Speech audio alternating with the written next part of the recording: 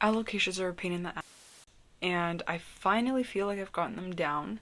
So in today's video, we will cover just about everything you need to know about alocasias and how to care for them. Hello, welcome to today's video. If you aren't subscribed to me already, I am Lily, a plant hobbyist, but also a designer in training. I share a lot of my care advice for plants, but also certain design aspects that I really enjoy when it comes to this hobby. And if that sounds like something you would enjoy, feel free to subscribe. And with all of that being said, let's just get right into today's topic. Although this is a care video, I am advising you to take everything I say with a grain of salt. I do have a lot of experience in this hobby, but I am not a horticulturalist, certified, anything whatsoever, so just keep that in mind.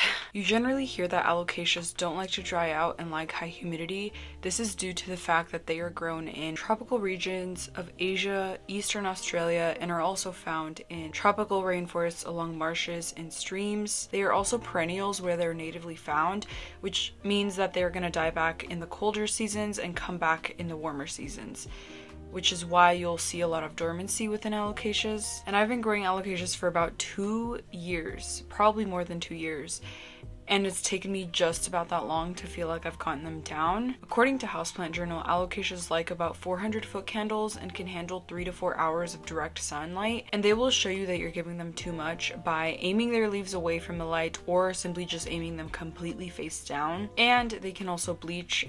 On some of my alocasias today, you will see some bleaching. I tend to grow my alocasias between 250 foot candles to 400 foot candles. It can get less light than that, but generally that's around the range that I sort of lean on. The two substrates that I use for my alocasias are pon and soilless, or if you've been on my channel recently, you might hear me talking about a sphagnum cocoa chunk mix. That's what I'm referring to as my soilless mix. In pon, alocasias do amazing.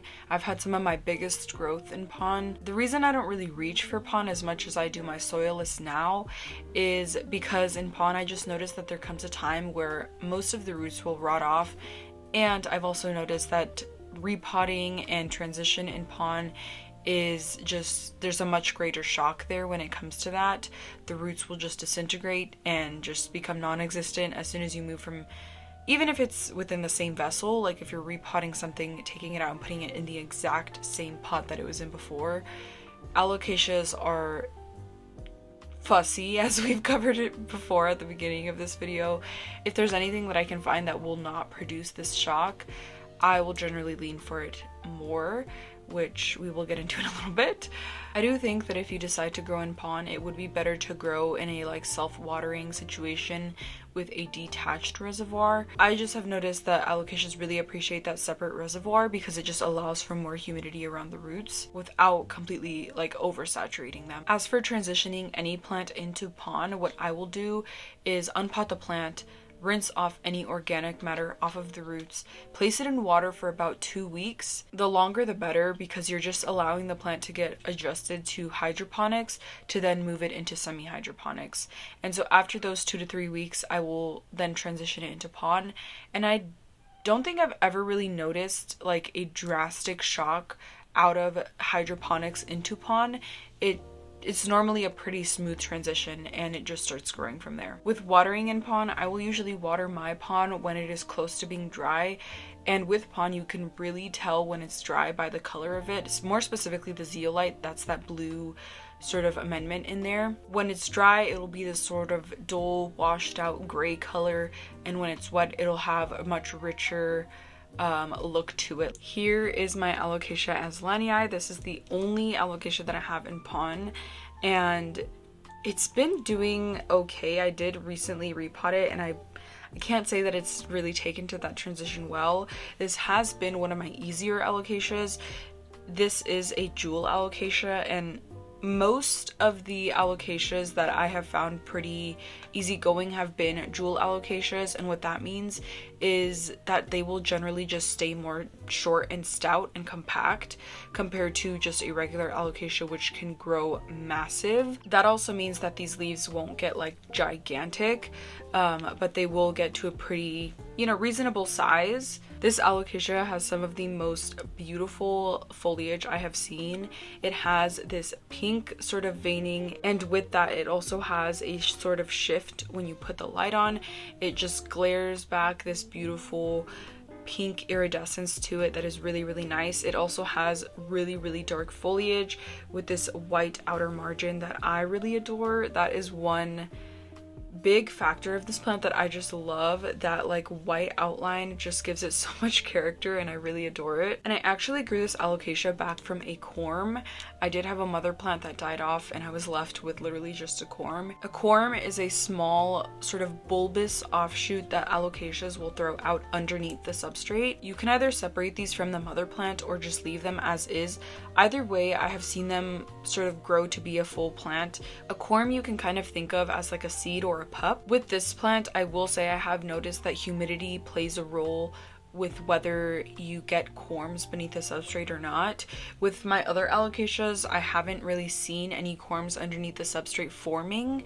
I had it in high humidity for a good while, like I want to say like maybe within the last couple of months. It's recently gone to room humidity, and I will say there is more than like maybe even 10 corms underneath the substrate, and you can kind of see one here starting to poke out.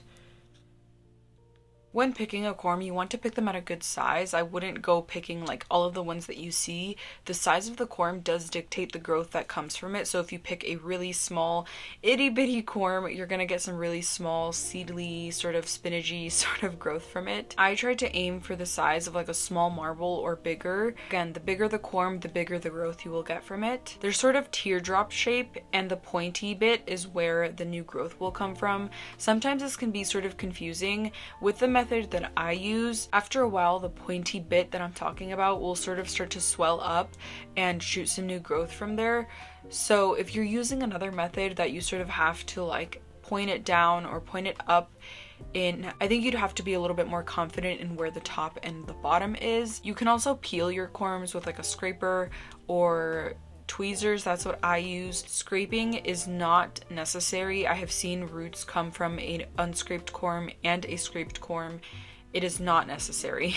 I will say scraping them, in my experience, does help them wake up a bit faster, but roots will grow no matter if you peel or don't peel. So don't feel the need to worry about peeling your corms. If you do decide to peel, be aware that alocasias have oxalate crystals, which is similar to how pineapple reacts when you eat too much of it. It has these little itty bitty crystals that will really irritate your skin. In general, you want to be careful with alocasias, even if you're propagating them, cutting them, dealing with the roots. These oxalate crystals can really irritate your skin, so just be aware of that. For my corms, I do use the shallow bowl method. With this method, all you do is grab your corm, stick it in a little like sauce container or in just some sort of shallow-ish container, and once you put the corm inside of that container, you fill up about halfway up the corm and just leave it.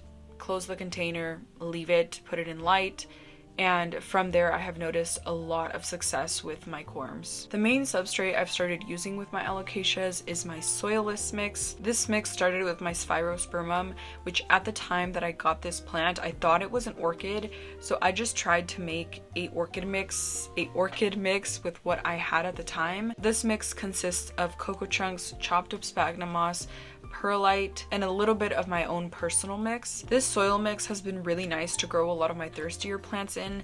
I grow a lot of my begonias, even my philodendrons in this mix, and they all seem to really love it. I noticed that it provides a lot of oxygen to the roots, but also a lot of moisture without being too oversaturated, which plants again just love that. I haven't really found anything that doesn't really like it or grow successfully in it. The first plant that I tried this mix on was my Alocasia dragon scale, which took amazing to it, and after that I transitioned my Frydek into it. I have tried this mix in both drainage and no drainage, and they both seem to work really, really great. When it comes to watering in this mix, I will water through once I notice that the top layer is dry, and you will notice that the top layer is dry because the color will just look completely different from the bottom of the substrate. And you can also just pick up the cocoa chips and squeeze them, and if there's no water coming out of them, I will water thoroughly and leave maybe a little bit less than an inch of a reservoir in the bottom of the vessel. I mostly do this for my no drainage plants. I will do sort of like a cash pot reserve situation. In my no drainage plants, I won't try to leave a reservoir. Whatever just ends up at the bottom will just end up at the bottom, and I will just leave it that way. If I do overfill it, I will sort of dump whatever is in there out, and then whatever settles at the bottom I will just leave. This is another really easy jewel alocasia. I've had this for about a year now. This is the Alocasia Dragon Scale. This one I've actually grown in ambient for its whole entire life within my collection. Originally I was actually growing this in leca, and I'm not like the biggest fan of leca. It works for rooting up plants I've seen, but anything further than that, I don't really mess with leca.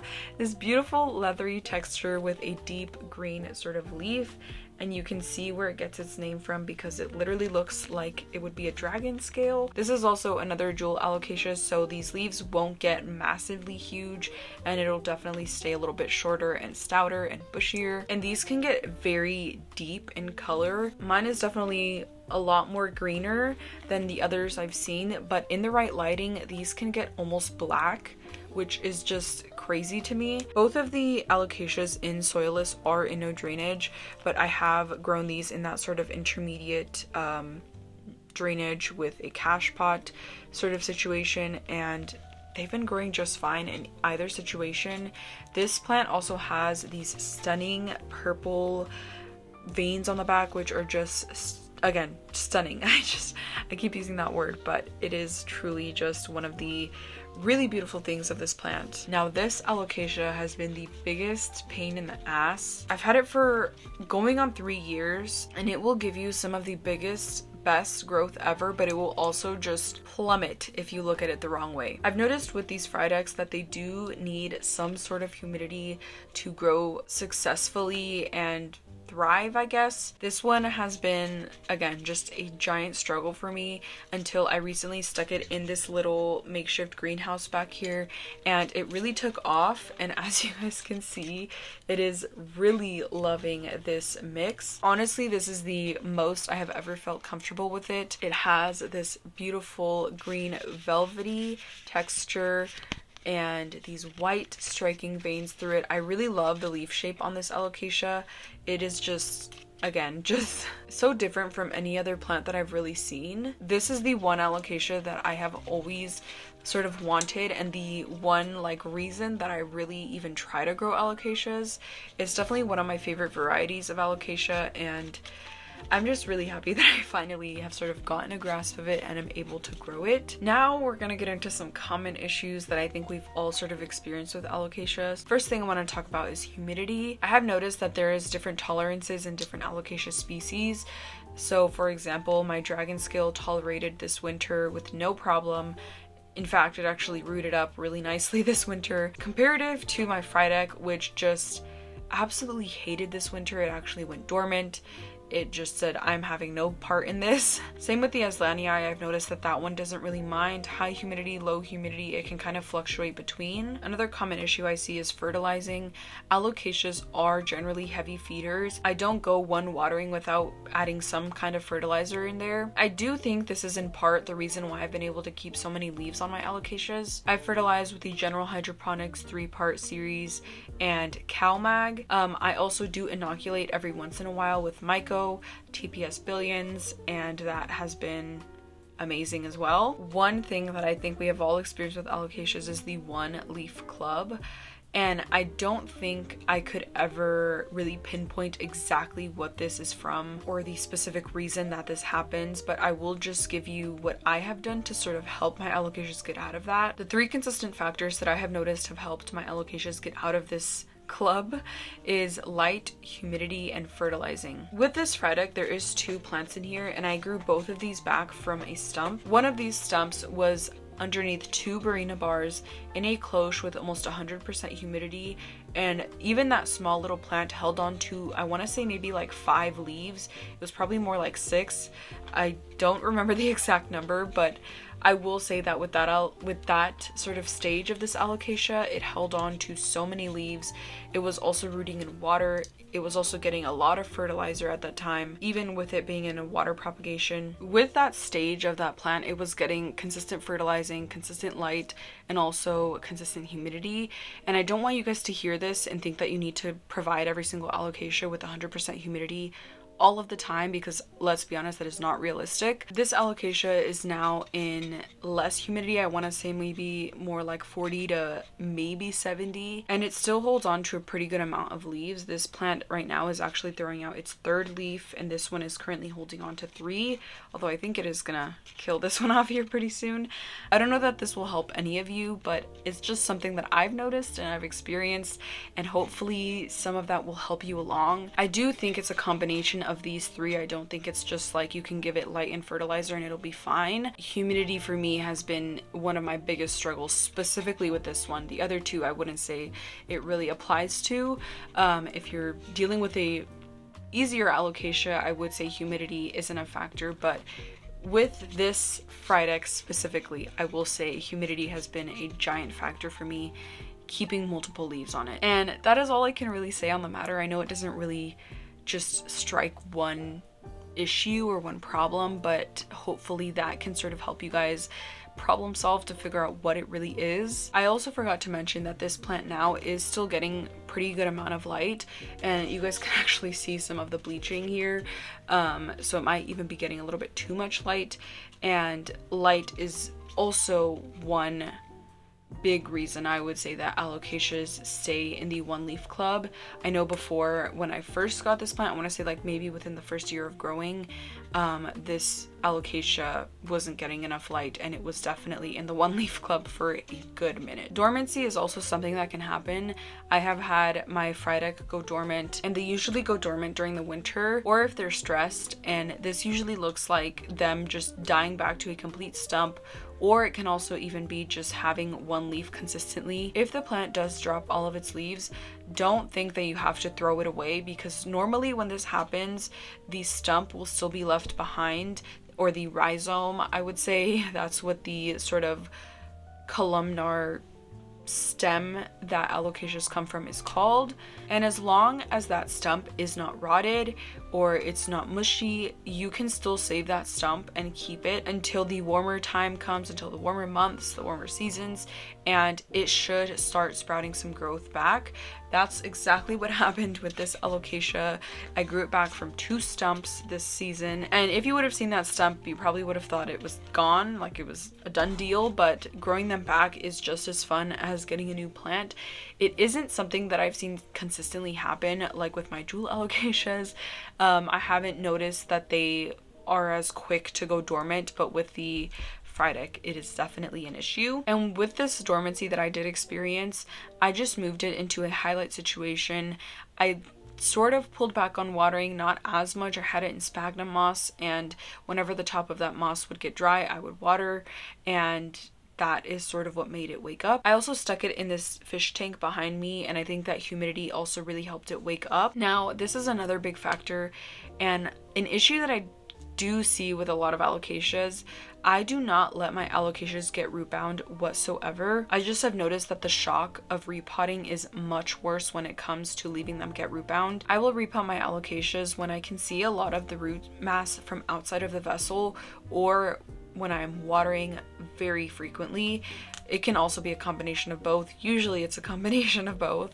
And this is kind of an example of that. I wouldn't say it's completely an example of that, but I am seeing a lot of roots on the outside of the vessel, but I am not watering that often, so that's one reason that this is still in this vessel. It's definitely a combination of both seeing a lot of roots on the outside of the vessel and watering a lot more frequently. Right now I do see a lot of roots on the outside of the vessel, but I'm not watering this that frequently, so that tells me that this doesn't need to be repotted immediately. I would also recommend when you're repotting to pot deeper rather than wider. with a lot of my alocasias, you can see they are in very, very tall vessels, just because they can grow rhizomes, sort of like anthuriums do. They'll grow really, really tall with no roots, and you really want to take advantage of that. Even if you're not potting completely to the top of the vessel, like with this plant right here, you can see it's lower, deeper in the pot, and as this grows taller and taller, I will just backfill this with more substrate until it reaches the top. Their root systems are definitely a lot deeper. They don't really spread out wider, I've noticed. And as we've sort of talked about before, when you repot, there can be shock. I haven't experienced shock every single time I repot. I have noticed that there is a correlation between the amount you mess with the roots and shock. When I repot alocasias, I will do my best to not even touch the root system. If anything, I will shake off some substrate, and that is about it. Shock can look like rotting roots and drooping leaves. So I actually have an example of this. This is one leaf that I have sort of held behind this stem right here, and you guys can see it's very droopy, and that again is just from shock, because this did happen actually after I repotted. That is definitely a sign of shock, and there isn't really any coming back from that. I haven't noticed anything that like makes them perk up again. It's more so just about manually maneuvering them and holding them up. To prevent shock, I would avoid messing with the roots as much as possible if you can avoid touching them at all. Drooping leaves can happen for plenty of reasons. One reason is shock, as we covered before, but your leaves can also be drooping because of too much light. If alocasias are getting too much light, they will show you. Trust me, they will either face their leaves down, bleach, or face their leaves completely away from the light. If it is due to light, this is usually fixable by moving the plant away from the light, and it'll slowly maneuver its leaves back to the way it was before. Leaves can also start drooping as new leaves come in. I don't really know exactly what this is, because when I do see this, it isn't like the leaf that's drooping is dying off. It's more so like it's moving down, and my theory for this is that the rhizome is getting thicker, and therefore the like grip that the petiole has on the rhizome is kind of messed up in a way, or like it tears in some way, and so that leaf doesn't really have as much support as it did before, and therefore it'll droop down. This is just a theory. There is no like scientific backing to this whatsoever, so just be aware of that. There is a difference between the three I have seen. Drooping can literally just look like this here. I have experienced drooping like this without the leaf completely like yellowing off. It's still green, healthy, and stiff, I would say. With this one, you can see it's definitely not stiff, and it's definitely, you know, this is on its way out for sure. Another reason that your leaves could be drooping is rot. I have experienced plenty of this, and root rot is a big thing when it comes to alocasias. And the last common issue that I do want to talk about, because this is a big thing when it comes to alocasias, is pests. Alocasias are spider mite magnets. I will say I haven't experienced spider mites as much as other people, I guess. Like, as much as alocasias have that bad rep, I wouldn't say I've experienced it to that extent. I have experienced spider mites here and there, but they are very manageable as long as you are paying attention to your plants, checking them whenever you're watering. I do think that it isn't that big of a deal. It's not like a deal breaker. It isn't a reason to avoid alocasias unless you notoriously deal with a lot of spider mites. Then I guess I would stay away from them, but if you don't really deal with pests, I would say it's not too big of an issue. All right, that is all that I have for you guys today. I hope that this was informative. I hope you got some answers. If you are still struggling with alocasias after this video, I will do my best to help you if you have any questions. I'm not a professional, I'm not an expert, so don't take me as that, don't take me as Bible, because I'm not. And with that being said, thank you so much for watching. If you did enjoy this, and if you got some information that you didn't know before, please feel free to give this a like, a comment, and subscribe. It really helps me here on YouTube, and I would greatly appreciate it. Thank you so much for watching, and I truly hope you enjoyed.